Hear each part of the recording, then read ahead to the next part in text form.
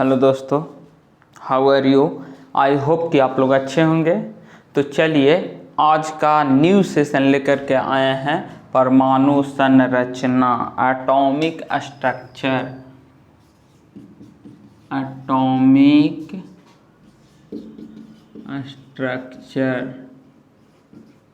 देखिए, atomic structure का पहला सेशन है, ठीक है, परमाणु संरचना। अब देखिए थोड़ा सा कहानी चलते हैं, ठीक। देखिए क्या हुआ था कि 4th या 6th सेंचुरी में लगभग, उस समय परमाणु को एटम कह रहे थे, ठीक है, परमाणु को एटम कह रहे थे। अब एटम है क्या, परमाणु है क्या? तो देखिए परमाणु के बारे में सबसे पहले जानते हैं कि परमाणु वह छोटा से छोटा कण है।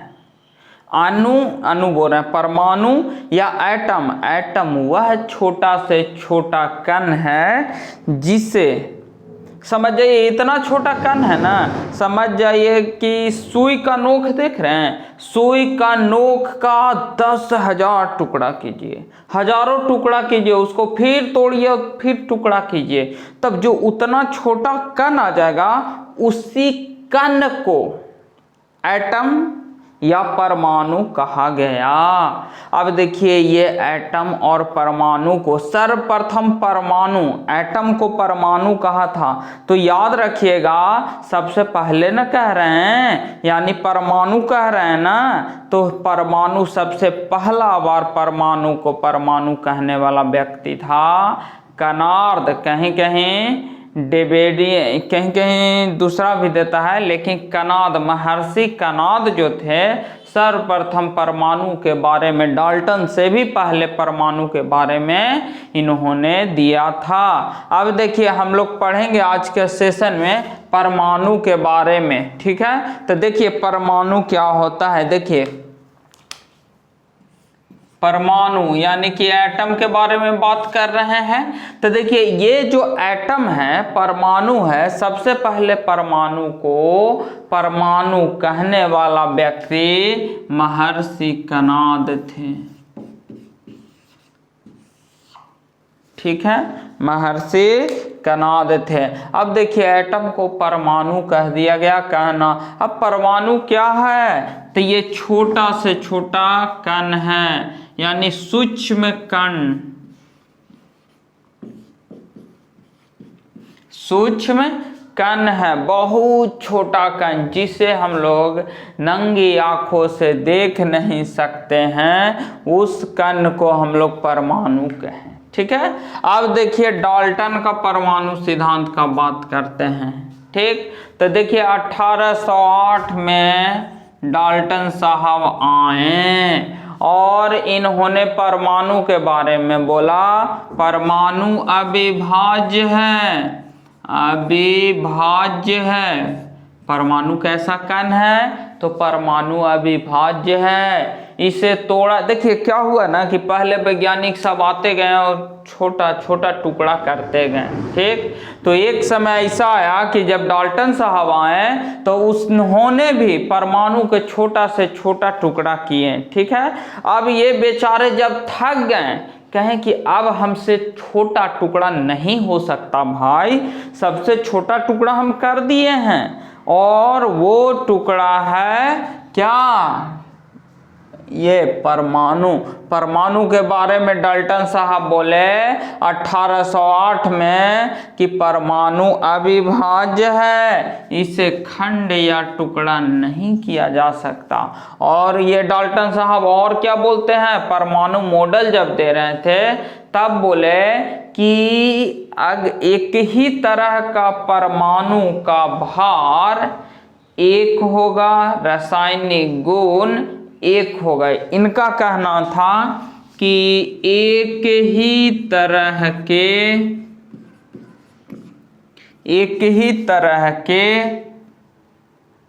इन्हीं में लिख रहे हैं, एक ही तरह के परमाणु का भार, एक ही तरह के परमाणु का भार एवं रासायनिक गुण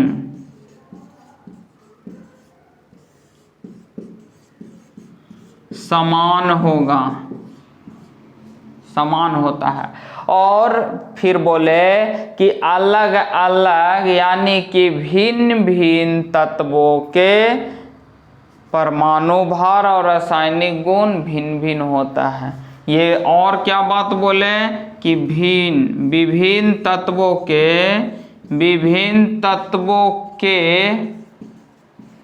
परमाणु गुण, परमाणु भार एवं रासायनिक गुण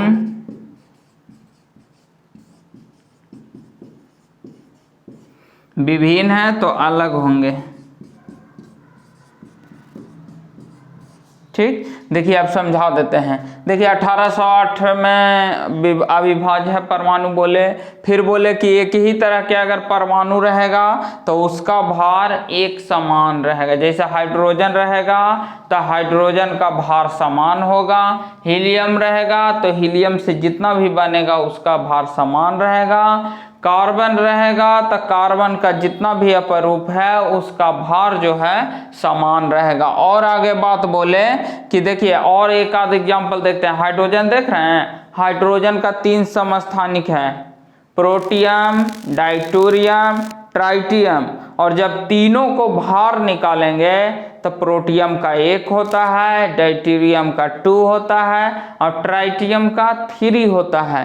इसी तरह से हम लोग देखिए अभी देखिए कि एक ही तरह के परमाणु मिला ना तत्व हाइड्रोजन, और हाइड्रोजन का अलग अलग रूप जब देख रहे हैं तो तीनों का भार चेंज हो जा रहा है। यानी इनका बात देखिए, ये बोले कि भार अगर एक ही तरह के तत्व मिला तो भार सेम होगा, लेकिन यही तो गलत हो जा रहा है इनका रूल। हाइड्रोजन का 3 समस्थानिक, तीनों का अलग अलग भार। अब देखिए दूसरा बात बोले कि विभिन्न प्रकार के जब तत्व लीजिएगा ना तो उसका वजन यानी कि भार अलग अलग होगा, रासायनिक गुण भी अलग होगा। तो सब में तो फुलफिल कर रहा है, लेकिन कुछ तत्व जैसे में 18 नंबर लीजिए, Ar18 का वजन यानी परमाणु भार 40 होता है, और कैल्शियम 20 नंबर पे जो है देखिए निकाल करके दिखा दे रहे हैं, Ar18 नंबर पे है ना और कैल्शियम 20 नंबर पे है। अगर दोनों का भार निकालेंगे तो 40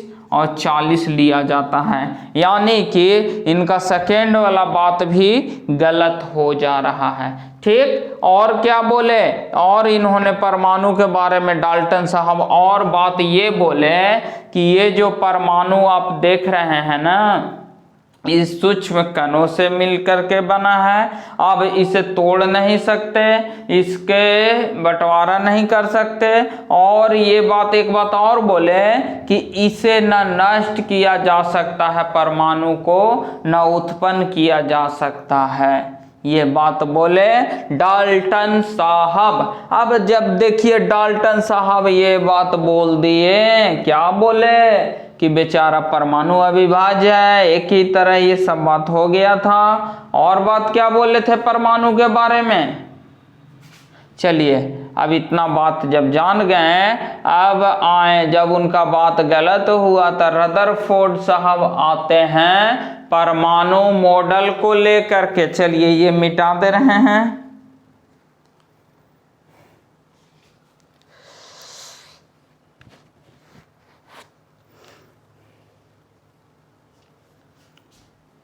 चलिए देखिए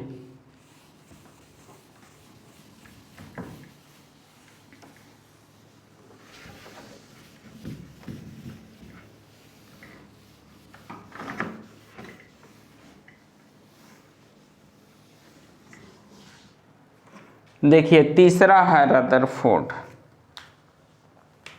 ये हो गया रदरफोर्ड साहब।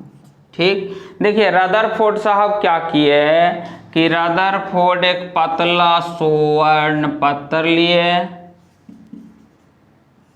स्वर्ण पत्थर, ठीक है। फिर क्या किए कि इस पे अल्फा कण से, अल्फा कण या अल्फा रे जिसको कहते हैं, पॉजिटिव चार्ज होता है अल्फा पे, तो जब पॉजिटिव चार्ज होता है, ये बोल रहे हैं रदरफोर्ड साहब क्या किए कि अल्फा कण से स्वर्ण पत्थर पर आघात कराएं, तो कुछ अल्फा कण पत्थर को भेद करके पार कर गया, कुछ अल्फा कण पत्थर को भेद करके पार कर गया, कुछ अल्फा कण थोड़ा सा एंगल बना करके तिरछे हो करके निकल जाता है, कुछ अल्फा कण और एकाध हजार 10,000 में एक अल्फा कण ऐसा भी था जितना अपने स्पीड से गया और उतना ही स्पीड से सेम रास्ता से वापस आ गया। ठीक है, तो ये निम्नलिखित निष्कर्ष पे पहुंचे रदरफोर्ड साहब। निम्नलिखित देखिए क्या निष्कर्ष निकाले, ये निकाले कि लगता है ना कि उसको भेद करके पार कर गया, यानी आप कहीं से पार कर जाइएगा तब कोई बोलेगा ना लगता है वहां पे खाली स्थान था, तबे ना कोई पार कर गया जी। तो देखिए ये पहला बात पे पहुंचे इस बात पे पहुंचे कि परमाणु का अधिकांश मैक्सिमम भाग जो है क्या है, मैक्सिमम भाग खोखला है। ठीक, परमाणु का मैक्सिमम भाग क्या है, खोखला है, और इधर से थोड़ा सा एंगल बना करके निकल गया। तब ये निष्कर्ष पे पहुंचे कि अगल बगल यानी कि परमाणु के अंदर, परमाणु में अंदर में साइड में कोई निगेटिव चार्ज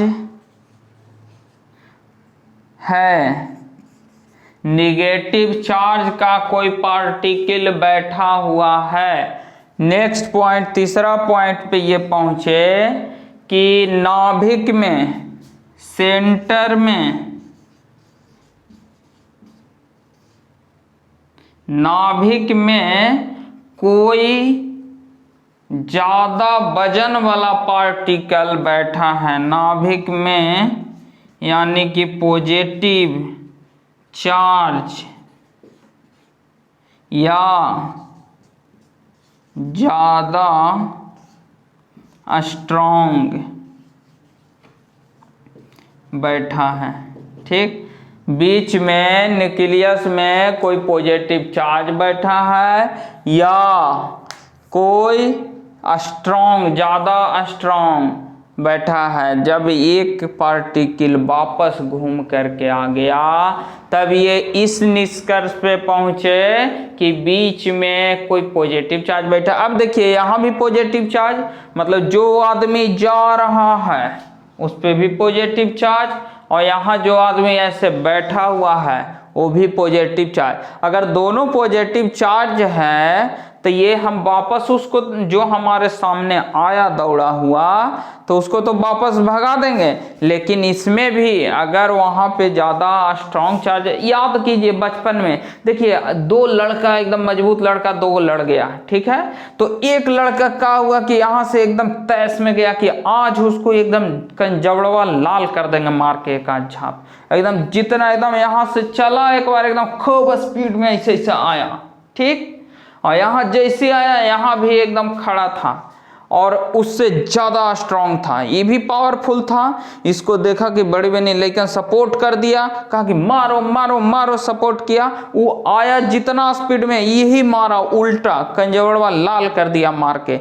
एक चार्ज जैसे ही मारा, जितना स्पीड में आया था उतना स्पीड में वो रिटर्न हो गया। इससे क्या पता चलता है कि हमारे, मतलब वो भी लड़ाकू सिद्धांत का यानी पॉजिटिव चार्ज, हम भी लड़ाकू सिद्धांत यानी कि पॉजिटिव चार्ज, लेकिन वो वहां से आया और हमको नहीं मार करके वो खुद मार खा के तुरंत रिटर्न भागा, यानी कि उससे हम ज्यादा स्ट्रांग है। पॉजिटिव चार्ज मेरे पास भी उसके पास भी, लेकिन हमको सपोर्ट करने वाला और कोई है पॉजिटिव चार्ज। तो देखिए यहाँ भी अल्फा कण और सेंटर में प्रोटॉन रहता है पॉजिटिव चार्ज, लेकिन प्रोटॉन का हेल्प करने वाला यानी कि उसको मजबूत करने वाला और यहाँ पे एक पार्टिकल रहता है जिसे कहते हैं न्यूट्रॉन। न्यूट्रॉन सेंटर में प्रोटॉन और न्यूट्रॉन रहेगा। नाभिक के बारे में चर्चा करेंगे कुछ देर बाद, जब इधर आएंगे तो नाभिक के बारे में पूरा डिटेल चर्चा करेंगे, ठीक है, कि नाभिक का त्रिज्या कैसा है। ठीक, बोर-वेरी सिद्धांत में आएंगे ना यहाँ पे, तब पूरा डिटेल होगा। ठीक, देख लीजिए।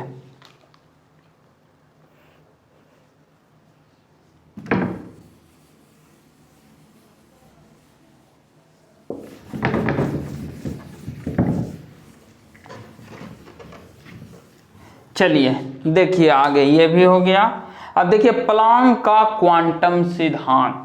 देखिए प्लांक साहब क्या कहते हैं, ये प्लांक साहब, प्लांक एक व्यक्ति का नाम है। प्लांक साहब बोलते हैं किसी भी वस्तु से, क्या बोलते हैं, किसी भी वस्तु से, ठीक, प्रकाश और ऊष्मा उत्सर्जन या अवशोषण, यानी फिर से सुनिए, किसी भी वस्तु से प्रकाश या ऊष्मा का जो उत्सर्जन होता है या अवशोषण होता है वो लगातार नहीं होता, रुक रुक करके होता है। एक पैकेट में आप कह सकते हैं कि थैला में होता है, उधर से कोई आया एक थैला सब्जी दे दिया आपको, तो सब्जी का लगातार आपको मिलेगा नहीं ना। उसी तरह से सब्जी आज मिला, फिर कल लिए, हो सके परसों लिए, यानी कि थैली से भर भर के एक एक दिन बाद, दो दो दिन बाद ऐसे लेते हैं ना। तो वही कह रहा है कि किसी भी वस्तु से ऊष्मा और प्रकाश का उत्सर्जन या अवशोषण होता है, वो लगातार न हो करके रुक रुक करके होता है और एक पैकेट के रूप में हो सकता है, ठीक। और उसको पैकेट में कितना हो रहा है उसके लिए फॉर्मूला है प्लांक नियतांक का। प्लांक का क्वांटम सिद्धांत में क्या बताएं, फिर से बोलिए, आप लोग बोलिए, तो यही ना बताएं कि किसी भी वस्तु से प्रकाश और ऊष्मा का जो उत्सर्जन या अवशोषण जो होता है वह लगातार नहीं होता है, ठीक है। अब देखिए E बराबर जो होता है E बराबर H और न्यू, इसको पढ़ते हैं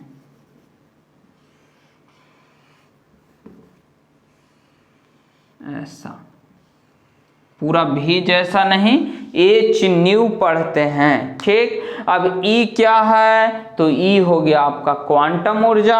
E क्या है, देखिए लिख देते हैं, E बराबर हो गया क्वांटम ऊर्जा,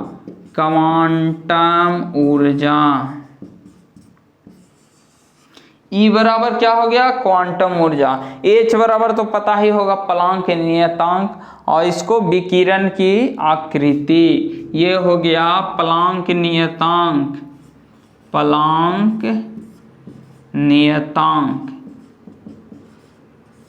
और ये क्या हो गया, विकिरण के, बताइए विकिरण के, देखिए आकृति ऐसे बनाते हैं, याद रखिएगा आकृति, तो विकिरण के आकृति लिख देते हैं, विकिरण की आकृति,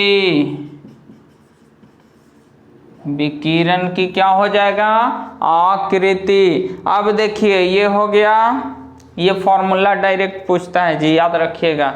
अब देखिए बोर का परमाणु मॉडल, ये जब हो गया, अब देखते हैं बोर का परमाणु मॉडल। देखिए बोर साहब क्या बोल रहे हैं, मिटा दें,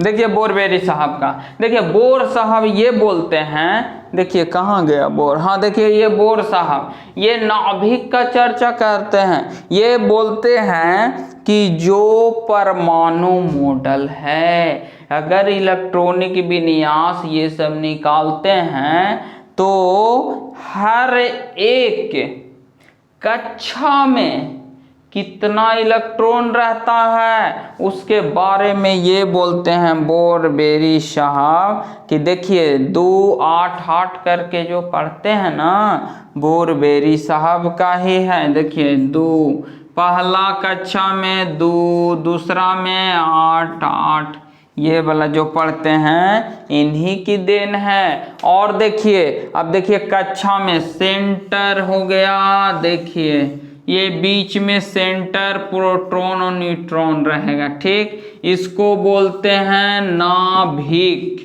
क्या बोलते हैं? नाभिक, यानी कि बोलते हैं सेंटर। और क्या बोलते हैं? सेंटर। और क्या बोलते हैं? न्यूक्लियस। न्यूक्लियस सेंटर नाभिक, न्यूक्लियस सेंटर नाभिक, न्यूक्लियस सेंटर नाभिक पूछता है। अब ये हो गया पूरा का पूरा हो गया परमाणु, ये हो गया नाभिक, और ये जो हो गया इसको बोलते हैं कक्षा। इसको बोलते हैं कक्षा।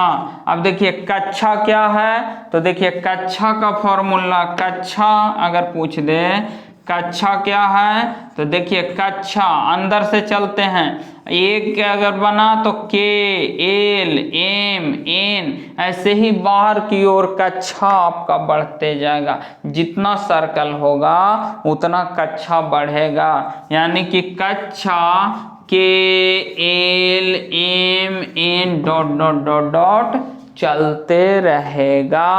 अब देखिए एक कक्षा में कितना इलेक्ट्रॉन होता है उसको निकालने के लिए एक कक्षा में नंबर ऑफ इलेक्ट्रॉन का फॉर्मूला होता है 2n स्क्वायर, 2n स्क्वायर। अब k में क्वेश्चन पूछ दे कि k कक्षा में कै गो इलेक्ट्रॉन, तो 2n स्क्वायर करेंगे, यानी कि 2 गुने n बराबर k बराबर 1 ना, k बराबर 1, पहला कक्षा, दूसरा कक्षा, तीसरा कक्षा, चौथा कक्षा, डॉट डॉट ऐसे चलते रहता है। तो n बराबर 1 का स्क्वायर 1, यानी कि 2 हो गया। अगर l में पूछता तो 2n स्क्वायर, यानी कि 2 यहाँ रखते तो 2 दूनी 4 दूनी 8 हो जाता, 3 में रखते तो ऐसे ही डॉट डॉट डॉट डॉट के एल एम ऐसे निकलते जाएगा, ठीक है। अब देखिए इसमें होता है उप कक्षा, कक्षा पढ़ लिए, उप कक्षा। उप कक्षा कहते हैं एस पी डी एफ, इसको बोलते हैं उप कक्षा। अब एस में एस का वैल्यू फिक्स है, एस का वैल्यू 2, पी का वैल्यू 6, डी का वैल्यू 10 और एफ का वैल्यू 14। ये नंबर फिक्स है। पीरियोडिक टेबल जब पढ़िएगा तब पता चलेगा कि ये एस पी डी एफ ये नंबर कैसे आया।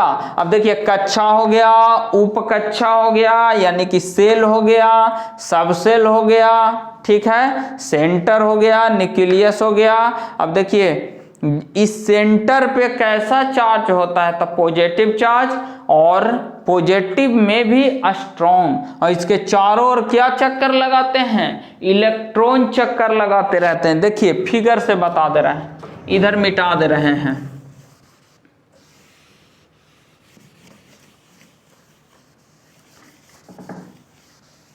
देखिए सपोज यहाँ पे सोडियम है, तो सोडियम का 11 होता है, यहाँ पे ऐसे लिख दे रहा, पहला कक्षा, दूसरा कक्षा, तीसरा कक्षा, ठीक, ये कक्षा हो गया, पहला दूसरा तीसरा कक्षा हो गया। अब देखिए पहला कक्षा में 2 इलेक्ट्रॉन कहीं भी रख दीजिए, 2 8, 2 2 2 4 2 6 2 8, 2 8 2 10 और ये को बच गया तो 11, यानी कि इसको इलेक्ट्रॉनिक विन्यास लिखेंगे तो 11 होता है, 11 के 2 8 1, 2 8 1 इस तरह से लिखेंगे 2 8 1। ठीक है। अब देखिए उपकक्षा हो गया, कक्षा हो गया, अब सेंटर। अब देखिए ये जो है ना और मिटाना पड़ेगा। अब देखिए और थोड़ा सा मिटा देते हैं, बोरबेरी का चल रहा है, ये मिटा देते हैं। परमाणु संख्या और परमाणु द्रव्यमान ये देख लेंगे, ऊपर लिख देते हैं क्या क्या पढ़ना है। इसके बाद परमाणु संख्या और परमाणु द्रव्यमान। ठीक, परमाणु संख्या को ए से सूचित किया जाता है और परमाणु संख्या को जेड से, परमाणु द्रव्यमान को ए से, ये पढ़ेंगे। ठीक, अब चलिए यहाँ देखते हैं, कक्षा हो गया। अब देखिए इस कक्षा में, ठीक, और क्या था, हाँ देखिए बोरबेरी का पढ़ रहे थे ना, तो बोरबेरी ने एक फॉर्मूला दिया है और उस फॉर्मूला को कहते हैं कोणीय संवेग निकालने का फॉर्मूला के दिया है कोणीय संवेग, यही इस बार पूछे हुए था। कोणीय संवेग h/2 पाई होता है। कोणीय संवेग का क्या होता है, h/2 पाई होता है। अब देखिए कोणीय संवेग हो गया। अब देखिए यहाँ ये कक्षा है जी, इसमें पहला दूसरा तीसरा ऐसे घूम रहा है इलेक्ट्रॉन। ठीक, अगर इलेक्ट्रॉन, अब थोड़ा सा देख लीजिए, इसमें अगर पूछे कि परमाणु का त्रिज्या कितना होता है, परमाणु का त्रिज्या तो 10⁻⁻10 मीटर होता है। याद रखिएगा, परमाणु का त्रिज्या बोले तो 10⁻⁻10, लेकिन परमाणु के जगह लिख दे नाभिक का त्रिज्या तो 10⁻⁻15 मीटर हो जाता है। ठीक है, नाभिक का त्रिज्या 10 के पावर, अब सेंटीमीटर में होगा तो 1 मीटर बराबर 100 सेंटीमीटर, मतलब 2 जीरो नीचे बढ़ेगा, यानी कि 2 जीरो यहाँ पे क्या होगा, घटेगा, तो त्रिज्या कितना हो जाएगा, 10 के पावर 13 2 15 सेंटीमीटर। सेंटीमीटर अगर केजी में करना है तो केजी में कर रहे हैं, मीटर में, सेंटीमीटर में, किलोमीटर में, कुछ भी करना है तो हो जाएगा। अच्छा, परमाणु का त्रिज्या और नाभिक के त्रिज्या का डिफरेंस कितना है, 10 के पावर 5 का डिफरेंस है, 5 का डिफरेंस है। डिफरेंट में कभी माइनस में डिफरेंट होता है नहीं, तो कभी अगर पूछ दे कि दोनों का अंतर कितना का है, अंतर तो 10 के पावर 5 यही अंतर है।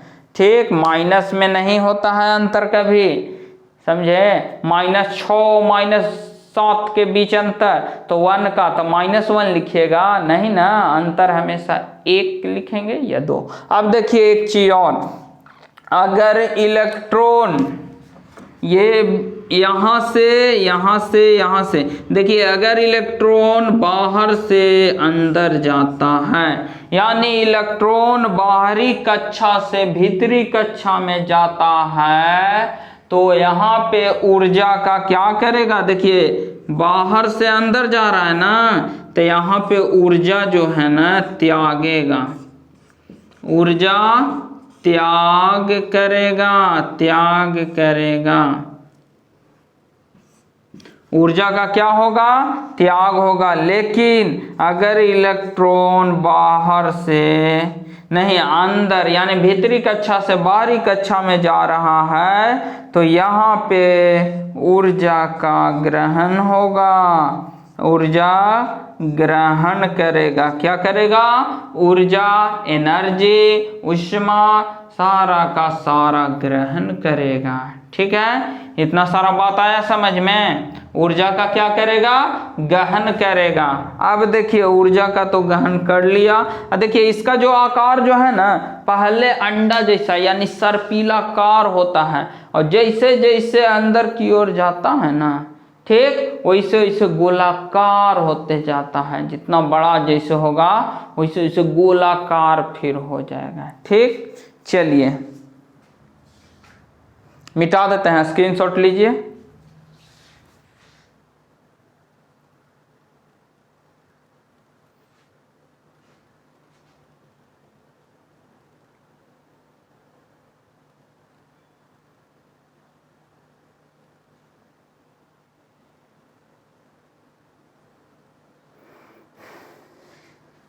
अच्छा ये कट गया।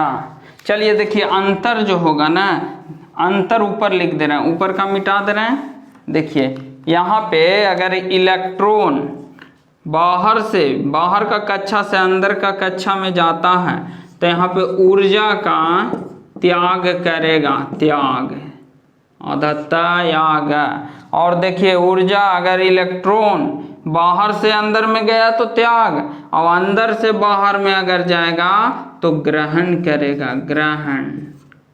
ऊर्जा का, एनर्जी का ग्रहण करेगा। ठीक, अब देख लीजिए इसका अंतर कीजिएगा 10 के पावर -10, 10 के पावर -15, तो अंतर हो जाएगा 10 के पावर खाली 5। ठीक, चलिए मिटा देते हैं।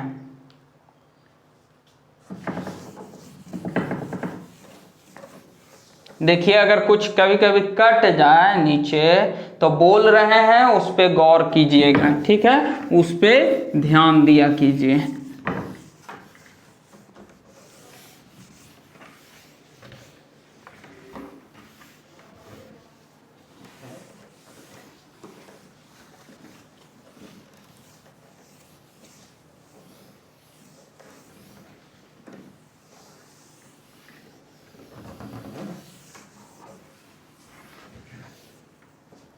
चलिए क्या बचा था, परमाणु द्रव्यमान। देखिए परमाणु द्रव्यमान के लिए देखिए अगर आपको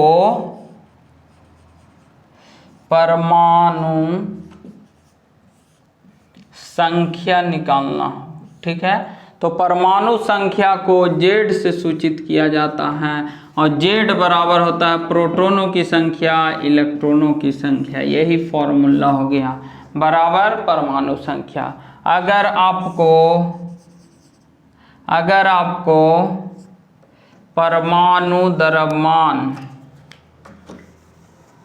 या अनुभार लिख दे रहे हैं, अगर आपको अनुभार निकालना हो, ठीक, जिससे A से सूचित किया जाता है, तो अनुभार का फॉर्मूला होगा A बराबर द्रव्यमान संख्या, जिसे न्यूट्रॉन निकालना है तो द्रव्यमान संख्या में से न्यूट्रॉन अगर निकालना हो, अनुभार अगर निकालना हो, ठीक, तो क्या करेंगे, तो न्यूट्रॉन जोड़ देंगे। A बराबर Z प्लस न्यूट्रॉन। ठीक है, देखिए इससे घटाते थे n तो Z प्राप्त होता था। ठीक, जैसे अगर न्यूट्रॉन निकालना हो, देखिए न्यूट्रॉन यानी n निकालना हो तो n का फॉर्मूला है कि अनुभार यानी कि A माइनस Z, ये फॉर्मूला होता था n का, n बराबर A माइनस Z। ठीक, तो वही लेकर के चल गए, ये Z माइनस में था तो इधर लेकर के आ गए, यानी कि Z प्लस n बराबर A। यही एक फॉर्मूला और हो गया। ठीक है, अब देखिए संयोजकता। देखिए एक स्पेशल वीडियो बनाया हुआ है संयोजकता का, वैलेंसी का, आप वो पूरी तरह से देख लीजिएगा तो आपका काम बन जाएगा। ठीक है, संयोजकता का हम छोड़ दे रहे हैं। संयोजकता हो गया, संयोजी इलेक्ट्रॉन हो गया, कोर इलेक्ट्रॉन हो गया, वैलेंसी हो गया, कोर इलेक्ट्रॉन, वैलेंसी यानी कि संयोजकता, संयोजी इलेक्ट्रॉन मतलब वैलेंस इलेक्ट्रॉन, उसके बारे में आप लोग जान लीजिएगा। ठीक है, अब देखिए क्वेश्चन रहेगा ऐसे कि एक तत्व X है जिसका परमाणु भार या परमाणु संख्या 12 है, ठीक है। जब परमाणु संख्या 12 है तो पहला है न्यूट्रॉन कैगो होगा, प्रोटॉन कैगो होगा, ठीक। या द्रव्यमान संख्या पूछ सकता है आपका, देखिए द्रव्यमान संख्या पूछ सकता है, तब 12 दूनी 24 हो जाएगा, इसका द्रव्यमान संख्या 24। और न्यूट्रॉन का फॉर्मूला होता है 24 माइनस परमाणु संख्या बराबर 12 आंसर, ये भी 12 आंसर, इस पर सब कुछ 12 आ जाएगा, ठीक है। ऐसा ही क्वेश्चन पूछेगा, हो गया। अब चलिए देखिए, इसमें इलेक्ट्रॉन, प्रोटॉन और न्यूट्रॉन के बारे में एक टेबल बनाते हैं, जो कि टेबल बहुत ही इम्पोर्टेंट है। ये टेबल के जानना जरूरी है। इस टेबल से समझ जाइए कि एक क्वेश्चन फिक्स है सारा एग्जाम में। किसी चीज का एग्जाम दीजिए, अगर क्वेश्चन केमिस्ट्री से है तो इनको बारे में जरूर क्वेश्चन पूछेगा। इलेक्ट्रॉन, प्रोटॉन और न्यूट्रॉन, और इधर लिखते हैं इलेक्ट्रॉन, प्रोटॉन और न्यूट्रॉन। सबसे पहले इलेक्ट्रॉन पे कैसा चार्ज, तो इलेक्ट्रॉन पे प्लस चार्ज, पॉजिटिव। इलेक्ट्रॉन पे नेगेटिव ना, प्रोटॉन पे पॉजिटिव ना, इस पे कोई चार्ज नहीं होता है, ठीक है। ठीक, चार्ज हो गया कि कैसा चार्ज है, धन आवेश, ऋण आवेश, कैसा। अब दूसरा चीज देखते हैं, आवेश। आवेश कैसा होता है, तो देखिए इलेक्ट्रॉन पे आवेश हो जाएगा 1.6 गुने 10 के पावर 1.6 गुने 10 के पावर -19 आवेश का कूलाम्ब, यही हो जाएगा। इसमें इलेक्ट्रॉन में, अब प्रोटॉन में कितना हो जाएगा, इसमें भी हो जाएगा 1.6 गुने 10 के पावर -19 कूलाम्ब हो जाएगा। चलिए ठीक है, देखते हैं। तो चलिए यहीं तक इसको करते हैं। देखिए सबसे इलेक्ट्रॉन जो है ना, सबसे हल्का कण है। इलेक्ट्रॉन में सबसे हल्का कण को रखा गया है, ठीक है। इलेक्ट्रॉन सबसे हल्का है। अगर इलेक्ट्रॉन, प्रोटॉन और न्यूट्रॉन में बात की जाए, सबसे हल्का कौन है तो इलेक्ट्रॉन हो जाएगा। और सबसे भारी का बात आता है तो न्यूट्रॉन जो है वो कण सबसे भारी कण हो जाएगा। अब देखिए इस पे आवेश तो 1.6 × 10 के पावर -19 कूलाम्ब जो है इसका आवेश होगा, ठीक है, इलेक्ट्रॉन का। और प्रोटॉन का आवेश इतना होगा। और न्यूट्रॉन का आवेश का बात पूछे तो इसका 0 होता है। अब देखिए द्रव्यमान का बात करते हैं। द्रव्यमान जो है 9.1 गुने 10 के पावर -31 kg में इसका द्रव्यमान होता है, ठीक है। किसका तो इलेक्ट्रॉन का। और इसके बाद प्रोटॉन का द्रव्यमान देखिएगा तो 1.67 गुने 10 के पावर -27 kg होता है। और सेम द्रव्यमान इसका होता है, न्यूट्रॉन का होता है, ठीक। और इलेक्ट्रॉन को कैथोड कहते हैं। देखिए लिख दी है, इलेक्ट्रॉन को कैथोड कहते हैं, प्रोटॉन को एनोड कहते हैं, और उसी तरह से न्यूट्रॉन को कुछ नहीं। अब देखिए खोज कौन किया था, देखिए इलेक्ट्रॉन का खोज जे थॉमसन। प्रोटॉन का दो आदमी किया था, पहले गोल्डस्टीन साहब किए, लेकिन वो दुनिया के सामने ला नहीं पाए, और इसके बाद रदरफोर्ड साहब किए। पहले गोल्डस्टीन, इसके बाद रदरफोर्ड साहब किए, ठीक। अब न्यूट्रॉन का जेम्स चैडविक साहब किए, चैडविक। एक ट्रिक याद रखिएगा, ईटा पर नाच, देखिए ई से इलेक्ट्रॉन जे थॉमसन, पी से प्रोटॉन रदरफोर्ड, एन से न्यूट्रॉन जेम्स चैडविक। चलिए बहुत समय हो गया, बस आज के लिए इतना ही। अब मिलेंगे, इसका अगले सेशन में देखेंगे हम लोग इलेक्ट्रॉनिक विन्यास निकालना पूरा का पूरा सीखेंगे। चलिए थैंक यू, बस आज के लिए इतना ही।